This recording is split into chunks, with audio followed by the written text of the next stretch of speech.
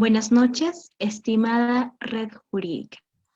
En esta ocasión, la Comisión de Derecho Penal de la Sociedad Peruana de Derecho tiene el agrado de presentar a uno de sus asociados, el doctor Gilmer Estrada Santos. Como ya mencioné anteriormente, es asociado de la presente comisión, abogado por la Universidad Inca Garcilaso de la Vega, cuenta con maestría en Ciencias Penales en la Universidad San Martín de Porres y actualmente es fiscal adjunto provincial en el Distrito Fiscal de Lima Noroeste. En esta ocasión nos va a hablar de la tutela de víctima en el nuevo Código Procesal Penal. Le cedo la palabra, doctor Gilmer. Buenas noches a todos. Gracias, Gabriela, por la presentación. Ante todo, quiero agradecer a la Comisión de Derecho Penal de la Sociedad Peruana de Derecho por permitirme este espacio para poder compartir algunas reflexiones sobre la tutela de la víctima en el nuevo Código Procesal Penal. Un tema que desde lo personal es muy importante, pero es poco tratada en nuestro país a diferencia de los temas que conciernen al imputado, debido a que conocemos tal vez un sistema procesal garantista a favor de los derechos del imputado. Y hoy intentaremos identificar algunos aspectos básicos que evidencian pues la gran diferencia que existe entre el agraviado y el imputado cuando de la tutela de sus derechos se trata. En tal sentido, la he estructurado en 6 partes. El punto número 1, el contexto histórico. Para intentar conocer el rol de la víctima en un proceso penal, es necesario conocer cómo su intervención ha tenido diferentes episodios a lo largo de su historia. Si bien en las últimas décadas tal vez ha tenido un destacable interés como una preocupación central en el escenario político criminal, ello no siempre ha sido así, porque si nos remontamos, por ejemplo, al derecho romano, al derecho germano y hasta la época medieval, el tratamiento de la víctima ha evolucionado paulatinamente. En principio, la víctima por sí misma tenía que reaccionar frente a un delito, y en caso de muerte de este, tenían que reaccionar las proles, porque afectaba únicamente a quien sufrió el daño y no era de interés social. Y como tal, era frecuente pues ver a las personas utilizar la venganza como una reacción natural, y esta a su vez era socialmente aceptada. A la postre vendría la ley del talión, el famoso ojo por ojo, diente por diente, en el cual resalta que la persona que se vengaba debía causar el daño de la misma magnitud del cual fue víctima. Posteriormente, esta venganza ya se convertiría en resarcimientos dinerarios. Luego vendrían los castigos físicos, las torturas, hasta la época en la cual nacieran las cortes. Con ellas nacería también el Estado y este último relegaría ya la labor de la víctima al encargarse de la persecución y la sanción del delito, periodo pues que la doctrina denominó como la neutralización de la víctima. Entonces, en este periodo, la víctima desaparece del centro del sistema, quedando prácticamente relegado en el plano privado. Sin embargo, esta situación ya tiende a revertirse con el surgimiento de la victimología a partir de la segunda mitad del siglo XX, mediante contribuciones teóricas, contribuciones prácticas, ya sea desde la ciencia, del humanismo y principalmente con la revolución, por llamarlo así, de los derechos humanos. Pero en realidad, ¿a qué obedece el surgimiento de esta nueva victimología?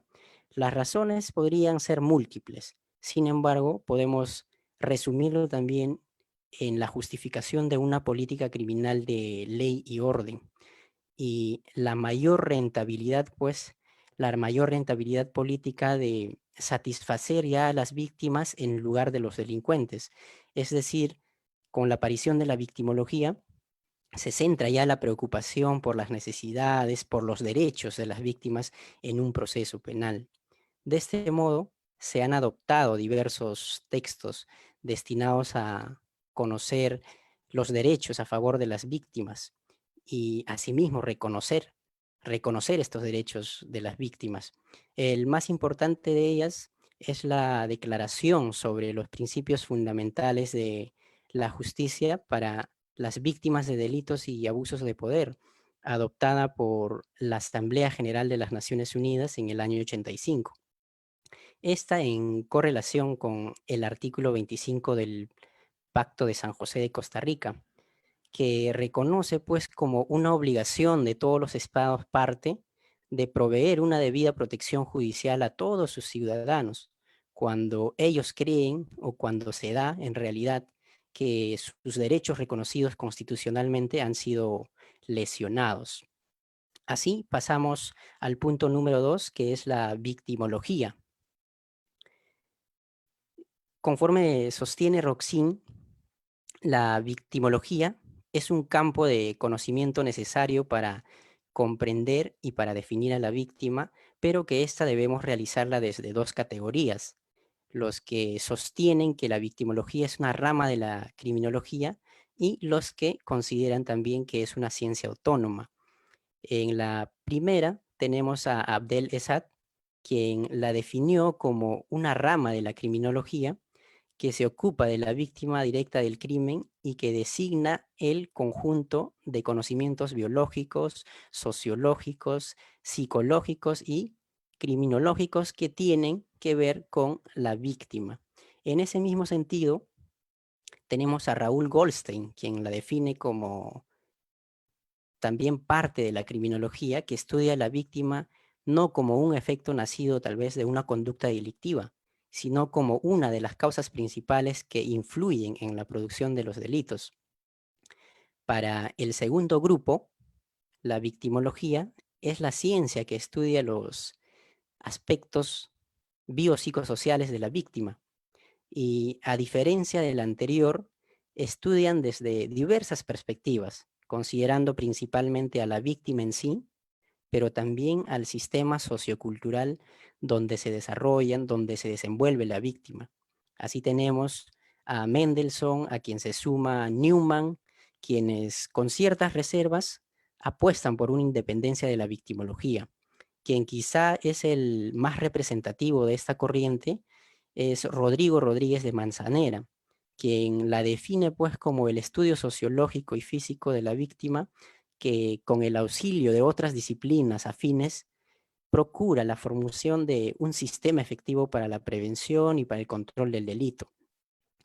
Lo cierto es que en la actualidad existe consenso en afirmar que la victimología es una disciplina autónoma frente a la criminología. De ahí que la definen como la ciencia que se encarga del estudio de los factores de predisposición victimal, la participación de la víctima en el origen del delito, las clases de víctimas, el rol que cumplen en el proceso penal, los derechos y las garantías también que le asisten en el interior del proceso penal.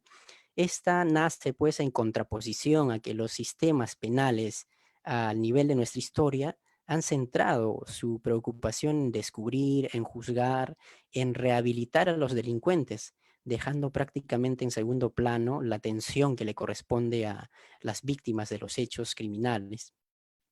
Pero, ¿qué o quién es víctima? Desde la perspectiva de la psiquiatría forense, la víctima es la persona que, como consecuencia de una conducta antisocial o de un delito, enfrenta un trauma de dolor, de sufrimiento, que puede provocar muchas veces daños colaterales, ya sea en aspectos físicos, en aspectos psicológicos. Y además del sufrimiento, además de la violencia, la víctima en muchos casos podría convivir de manera cruel con todos esos daños colaterales. Desde la dogmática jurídico-penal, que es en sí la definición que nos interesa esta noche, se entiende por víctima como el sujeto paciente del injusto típico, es decir, a las personas que sufren el quebrantamiento de sus derechos. En otras palabras, las víctimas son los titulares legítimos del bien jurídico vulnerado. Al respecto, la Declaración sobre los Principios Fundamentales de Justicia para las Víctimas de Delitos y Abusos de Poder considera víctimas a las personas que, individual o colectivamente, hayan sufrido algunos daños, inclusive lesiones físicas, mentales, sufrimiento emocional, pérdida financiera o menoscabo sustancial de algún derecho fundamental. Esta como una consecuencia de la acción o la omisión que viola pues una legislación penal dentro del ordenamiento jurídico de un Estado miembro. Por su parte, nuestra legislación nacional no tiene un concepto único de víctima. Por el contrario, cuando se refieren a ella, se suele utilizar diversos términos como perjudicado, agraviado, y podemos apreciar también que en las últimas reformas se ha hecho uso frecuente del término perjudicado. Asimismo, el concepto de ofendido o agraviado también se suele usar como equivalentes al término de sujeto pasivo. En cambio, se reserva el de perjudicado para identificar a los terceros que soportan las consecuencias perjudiciales de algún delito.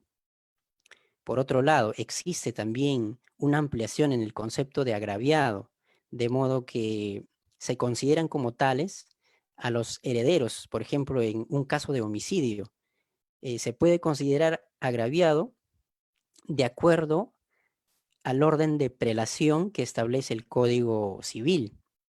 Asimismo, a los accionistas, a los socios, a quienes dirigen, administran a una persona jurídica cuando se cometen delitos en agravio de estas. Bien, llegamos al punto número 3, que es la víctima en instrumentos internacionales.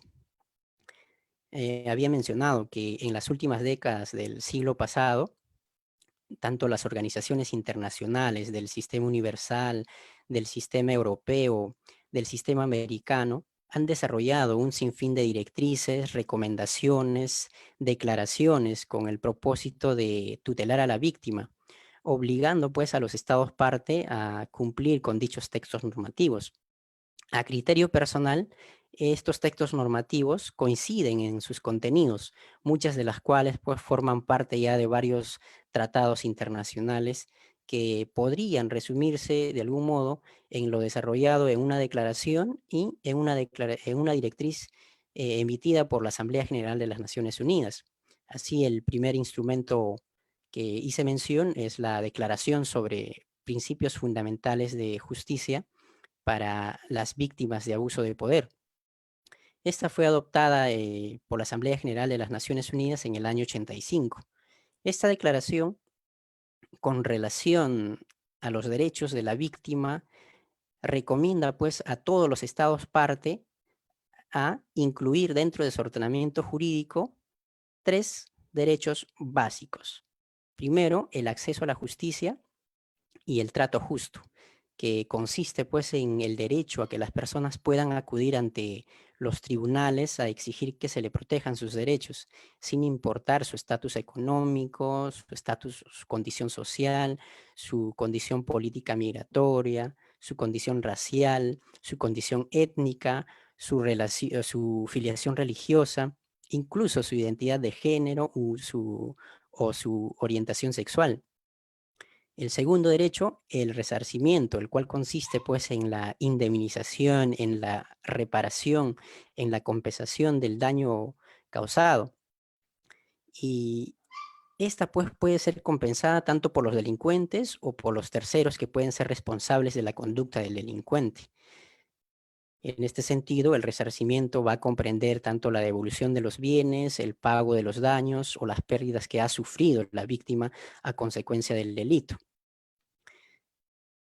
Además, debe realizarse esta indemnización de distintas maneras, ¿no? Desde el reembolso de gastos realizados, por ejemplo, como consecuencia de la victimización, quiere decir en el tratamiento que le ha llevado o que le ha ocasionado gastos a la víctima para su recuperación, o también la prestación de servicios o alguna restitución de algún derecho. Bien, es una infinidad de modos o formas como debe pagarse la reparación civil.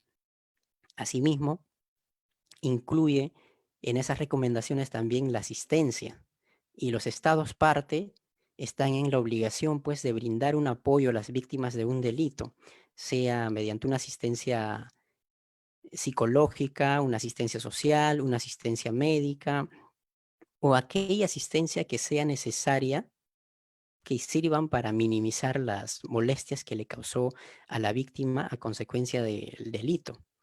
Entonces, estas también deben ir direccionadas a proteger la intimidad, a garantizar la seguridad de la víctima, no solo la de ellos, también a todas las personas que forman parte de su entorno. Esto quiere decir la de sus familiares, la de los testigos que podrían declarar eventualmente en un proceso penal. En todo caso, algunas amistades o contra todas las personas que de algún modo son objeto de actos de intimidación o de represalia.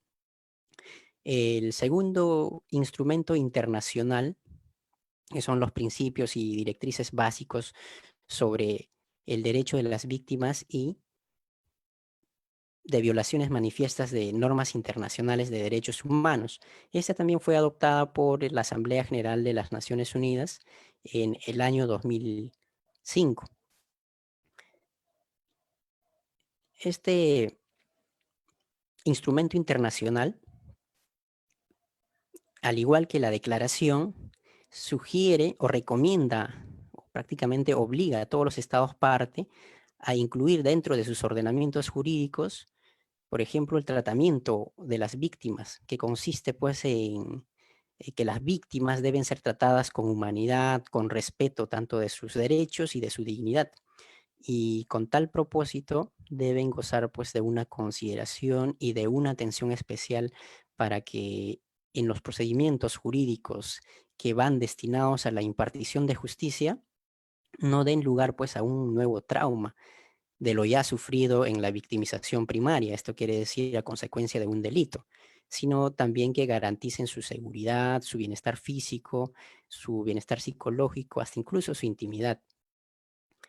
Incluye también el derecho a las víctimas a disponer de recursos. Esto engloba pues el acceso igual y efectivo a la justicia, la reparación adecuada y la reparación rápida del daño sufrido. Porque bien dicen por ahí, ¿no? Que la justicia que tarda no es justicia. Así tenemos también a la no discriminación. Al respecto, la aplicación tanto de los tratados y la interpretación de los principios y directrices que emanan de la Asamblea General de las Naciones Unidas deben ajustarse sin excepción y sin exclusión de las personas por ningún motivo, sea raza, religión o algún otro motivo.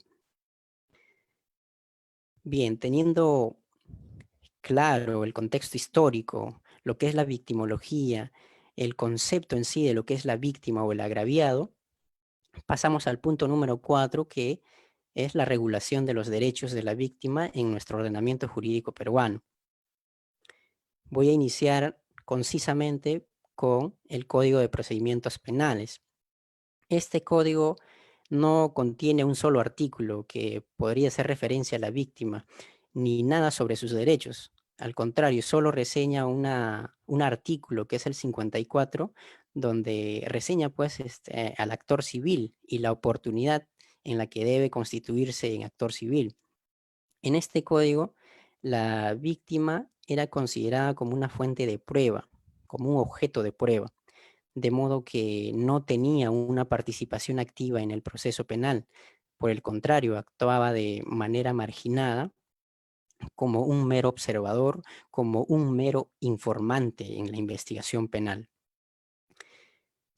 Con la implementación del Código Procesal Penal del 2004, de un modelo acusatorio garantista con ciertos rasgos adversariales, en palabras del profesor Ramiro Salinas Siccha, la víctima se encuentra ya en un escenario distinto, puesto que en todo procedimiento penal los derechos, las garantías del investigado, del acusado, del agraviado, de la parte civil, de los sujetos procesales y en general de todos los sujetos procesales que participan en un proceso penal son custodiados por el órgano jurisdiccional.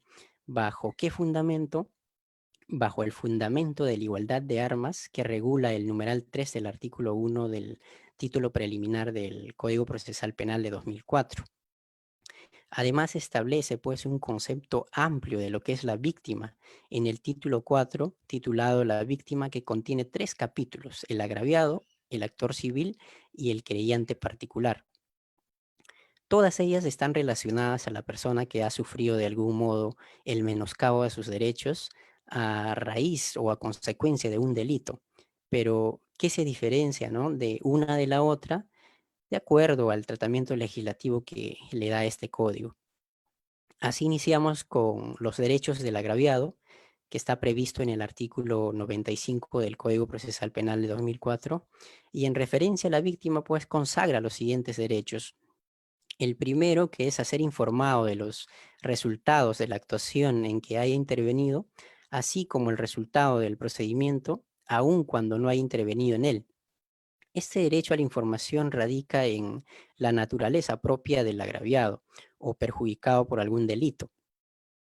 El segundo derecho, que es a ser escuchado antes de cada decisión que implique pues la extinción o la suspensión de la acción penal.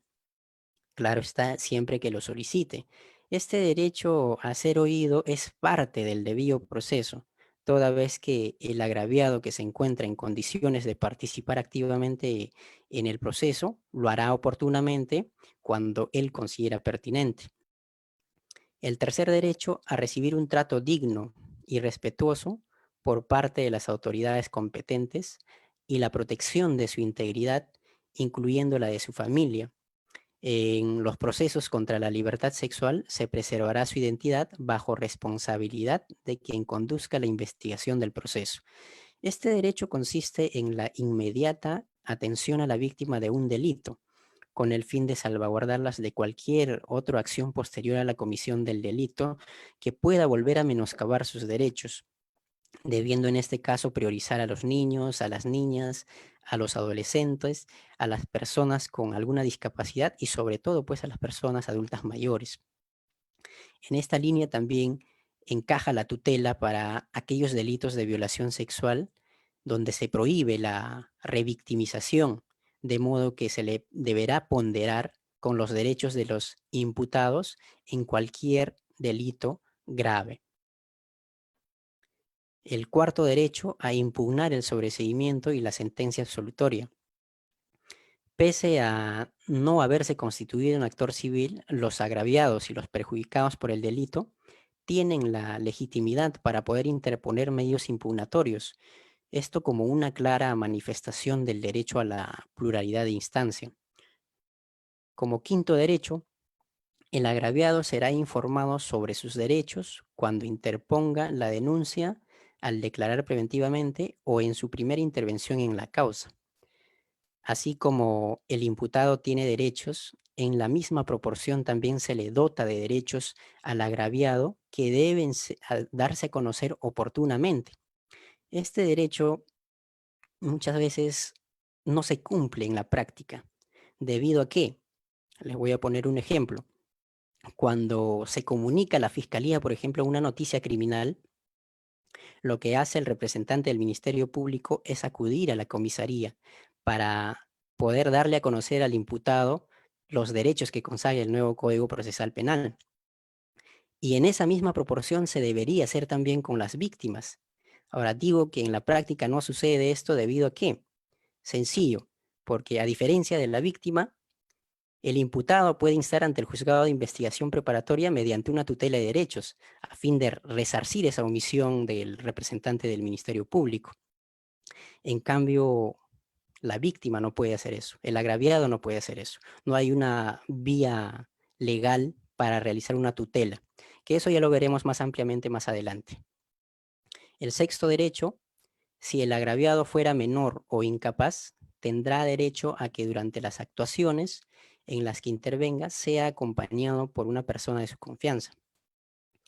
Con frecuencia se ve que los agraviados menores son acompañados por sus progenitores en un proceso penal.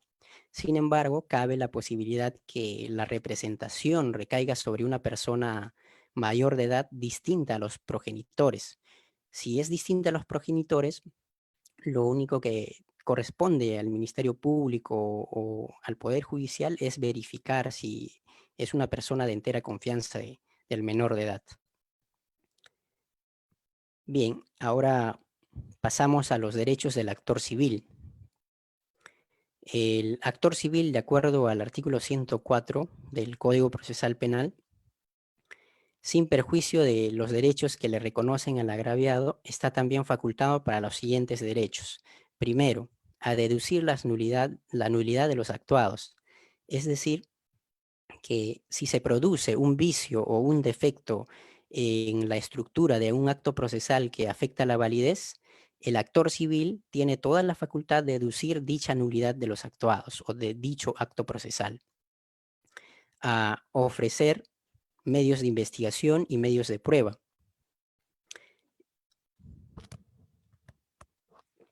Este derecho se refiere a que el actor civil puede realizar distintas solicitudes para realizar actos de investigación.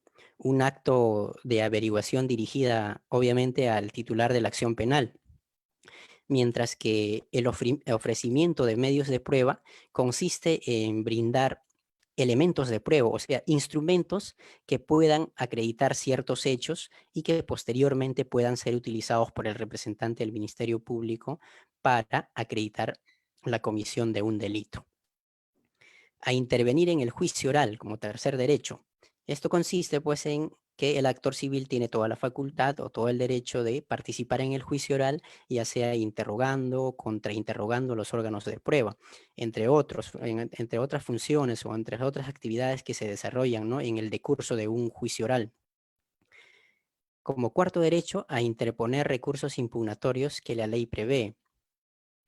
Cuando consideran que una resolución del juez o un tribunal perjudica el interés del actor civil en el proceso, éste puede instar mediante un recurso para que el superior jerárquico pueda revocarlo, pueda modificarlo o pueda anular la resolución con la que no está de acuerdo. Como quinto derecho, a intervenir cuando corresponda en el procedimiento para la imposición de medidas limitativas de derechos. Como sexto derecho del actor civil, a formular solicitudes en salvaguarda de su derecho, es decir, puede instar tanto al Ministerio Público como al órgano jurisdiccional. Pasamos ahora al querellante particular. En los casos de los delitos de persecución privada, como lo establece el artículo 107, que concuerda a su vez con el artículo 1, numeral 2 del Código Procesal Penal, le corresponde ejercer directamente al ofendido por el delito. Y esta se materializa pues a través de una querella, donde el querellante exige la sanción penal y el pago de la reparación civil contra la persona que considera que es responsable del delito en su agravio. Y entre sus potestades están pues la de aportar todos los medios de prueba que considere pertinente para que pueda determinar la responsabilidad, es decir, la culpabilidad y a la vez la reparación civil. Y es una obligación también de participar activamente en todas las diligencias del proceso. Asimismo, al igual que el agraviado, el actor civil puede interponer recursos impugnatorios. En conclusión, el creyente o en este tipo de procesos lo que prima es la voluntad del ofendido, porque incluso puede desistirse en cualquier etapa del proceso, esto de acuerdo a lo establecido en el artículo 110 del Código Procesal Penal. Sin perjuicio esto que el juzgado considera, ¿no?, que cuando se abandona puede pagar algún monto por concepto de costas y costos del proceso. Ahora, pasamos a la protección y la asistencia de víctimas a través de los programas instaurados en nuestro ordenamiento jurídico. Dijimos al principio que los daños generados en la víctima son múltiples y que por lo tanto sus necesidades también de asistencia son igualmente diversas. lo cual demanda pues la provisión de una serie de servicios por parte del Estado, y también no solo del Estado, sino también de la sociedad civil. En ese extremo traemos a colación pues lo previsto en el artículo 1 de la Constitución Política del 1993, que establece que la defensa de la persona humana y el respeto de su dignidad son el fin supremo de la sociedad y del Estado. Ahora, ¿cómo defender esto? ¿O cómo plasmarla? Lo hará pues a través de diversas políticas públicas que incluye tanto distintos programas, creación de instituciones, unidades y servicios, como por ejemplo el programa de asistencia a víctimas y testigos del Ministerio Público. Este programa es muy interesante dado que se crea con la finalidad esencial de apoyar a la labor fiscal, adoptando medidas de asistencia legal, psicológica, asistencia social a favor de las víctimas, a favor de los testigos y también de los colaboradores eficaces, todos ellos que intervienen en una investigación o en un proceso penal. Y estas asistencias cautelan de algún modo los testimonios o los aportes que ya han dado en un proceso penal, y que éstas a su vez no sufran alguna interferencia o la modifiquen tal vez por amenazas, por algún tipo de riesgo, que son ajenos pues a la voluntad de la víctima o del agraviado. Asimismo, la de supervisar la ejecución de las medidas de protección que eventualmente se disponen a favor de las víctimas, a favor de los testigos y a favor de los colaboradores eficaces. Los centros de emergencia mujer del Ministerio de la Mujer y de Poblaciones Vulnerables. Estos son servicios públicos especializados, a la vez son gratuitos, de una atención integral y multidisciplinaria, similar a la del Ministerio Público, al programa de asistencia a víctimas y testigos. Lo bueno que el SEM se da para víctimas de violencia familiar y sexual. Por eso es un servicio público especializado. No solo realizan tal vez a través de su equipo multidisciplinario unas asistencias, también realizan actividades de prevención a través de capacitaciones, a través de campañas, a través de formación de agentes comunitarios, y muchas veces realizan movilizaciones en cada fecha representativas. Tenemos también al SAU, el Servicio de Atención Urgente del Ministerio de la Mujer y Poblaciones Vulnerables, la famosa línea 100. Es también un servicio gratuito y especializado también en temas de violencia familiar y sexual. Y por último tenemos pues a la Dirección General de Defensa Pública y Acceso a la Justicia, que es una dirección que pertenece al Ministerio de Justicia y Derechos Humanos. Esta dirección brinda servicios gratuitos que tiene como finalidad acercar la justicia a la población. Es conocido en sí que esta dirección dota de defensores públicos para imputados, pero no se conoce que así como hay defensores públicos para imputados, también hay defensores públicos para agraviados, que incluso pueden representarle, pueden patrocinarle gratuitamente a los agraviados, aquellas personas, ¿no?, que no tienen las condiciones o los recursos económicos para poder contratar un abogado particular. Bien, así llegamos al punto número 6 sobre la jurisprudencia de la tutela de derechos de las víctimas. Al respecto, en un proceso penal no se busca pues cumplir todo lo que la víctima exige, sino que éstas por lo menos tengan una confianza y no un rechazo al sistema de administración de justicia. En ese contexto, cada persona se realizará una serie de interrogantes que llevan a la reflexión. Por ejemplo, lo mencionado en el prefacio de esta exposición, si existe o no la igualdad de armas en el proceso penal entre el agraviado y el imputado. Según el Código Procesal Penal, el artículo 1, numeral 3 del título preliminar, señala que las partes intervendrán en el proceso penal con igualdad de posibilidades de ejercer facultades y derechos reconocidos en la Constitución y en el Código Procesal Penal. Es decir, que los jueces preservarán en todo momento el principio de igualdad procesal y debiendo allanarse pues todos los obstáculos que impidan para dificultar la vigencia tanto de los derechos reconocidos en la Constitución y los derechos reconocidos en el Código Procesal Penal. Entonces, de conformidad a este numeral o este artículo, los agraviados están facultados para poder plantear un control de plazo, así como acudir al juez de investigación preparatoria ante la negativa de la realización, por ejemplo, de determinadas diligencias. Pero, ¿qué sucede en la práctica? No siempre es así. No siempre hay una igualdad de armas.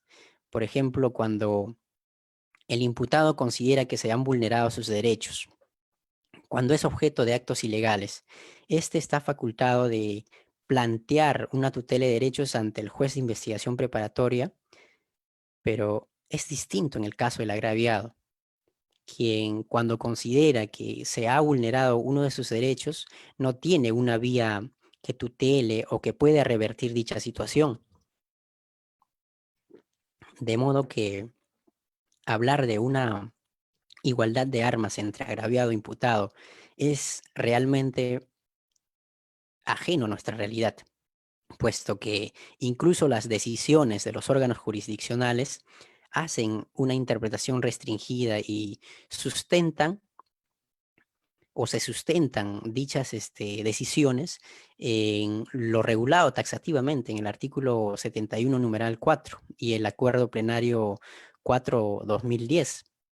Con este argumento, las solicitudes de tutela de derechos que son planteados por parte de los agraviados son rechazados incluso sin convocar a una audiencia. Eso es sorprendente, de lo que nos permite pues concluir que existe una clara vulneración del derecho a la defensa de la víctima y una desigualdad también entre los mecanismos que amparan tanto al imputado y al agraviado. Así, por ejemplo, como un pronunciamiento en contra, tenemos el pronunciamiento del primer juzgado de investigación preparatoria de Arequipa en el expediente 796/2010. Eh, Ante la solicitud de una tutela de derechos del agraviado, este juzgado resolvió lo siguiente.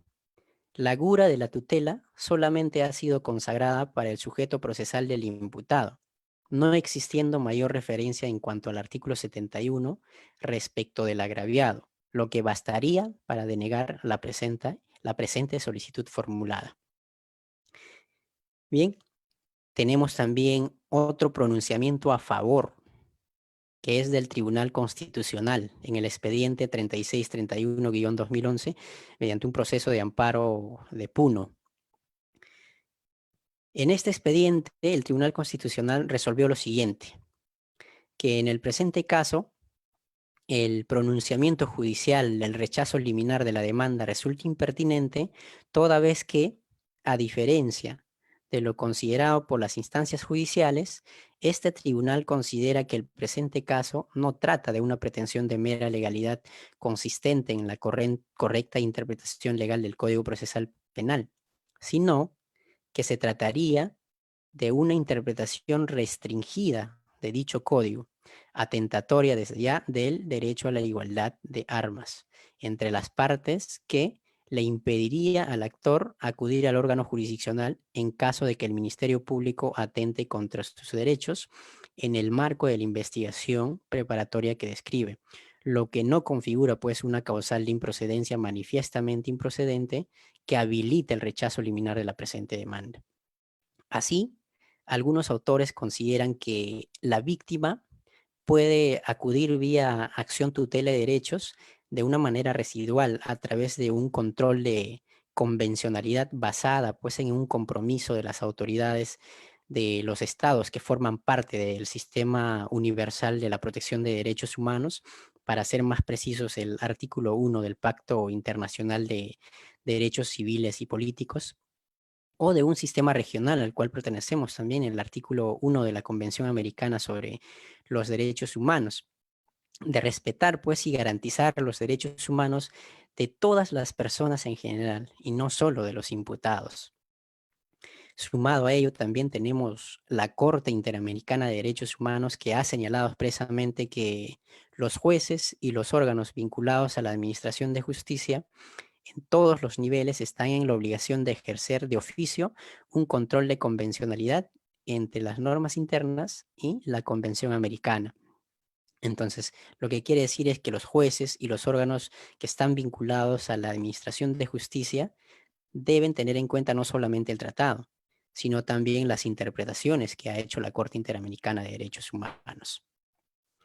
Para concluir, ¿qué medidas podría implementarse para garantizar una igualdad de armas entre agraviado e imputado? Algunas recomendaciones a título personal. Considero yo que para lograr dicha igualdad se le debe conceder una legitimidad para solicitar una tutela de derechos, puesto que conocemos que en todo proceso penal lo que rige es un principio básico, es el principio de legalidad. Si la ley no lo señala, no lo dice expresamente, como coloquialmente diríamos, no pasa nada. Asimismo, la de difundir, promocionar los programas y los servicios que se han implementado a través de acciones coordinadas, tanto con los operadores jurídicos, los actores sociales, con el único propósito de poder optimizar la administración de justicia. También la de identificar las poblaciones marginadas, aquellos que han sido discriminados y sobre todo sensibilizar a los actores o a los operadores jurídicos a fin de actuar adecuadamente en un caso concreto, puesto que no es lo mismo actuar frente a un delito de tipo sexual que frente a un delito de apropiación ilícita, por ejemplo. Claro está que no todas las víctimas requieren una protección o una asistencia. Finalmente, la de romper las barreras burocráticas y fortalecer pues una adecuada actuación interinstitucional, esto entre la Policía Nacional, el Ministerio Público, el Poder Judicial, el Ministerio de Justicia, el Ministerio de la Mujer y hasta incluso la Defensoría del Pueblo. Bien, gracias por su atención. Espero haber estado a la expectativa y haber cubierto pues las expectativas y estar también al nivel de mis colegas que me han antecedido las semanas anteriores. Muy buenas noches, gracias a todos. Bien, doctor Hilmer, muchas gracias por su excelente ponencia. Además, también agradecer a todos los participantes de este webinar. Bueno, la Comisión de Derecho Penal nos espera también la siguiente semana a la misma hora con una transmisión sobre todo lo que tenemos que hablar sobre esta gran rama del derecho. Muy buenas noches. Buenas noches.